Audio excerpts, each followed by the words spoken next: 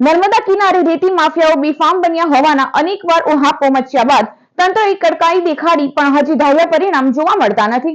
શુક્લ તીર્થમાં રેતી માફિયાઓને કારણે 4 લોકોની જળ સમાધિની ઘટના બાદ ભારે હંગામો મચ્યો હતો।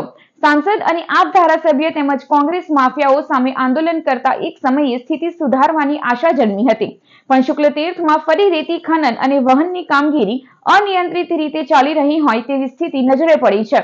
બુધવારે રાતે શુક્લ તીર્થ ગામમાંથી રેતી ભરેલી ટ્રકોને બેફામ રીતે પસાર કરવામાં આવતા સ્થાનિકો રોષે ભરાયા હતા। સ્થાનિકોએ રેતી ભરેલી ટ્રકોને અટકાવી હંગામો મચાવ્યો હતો।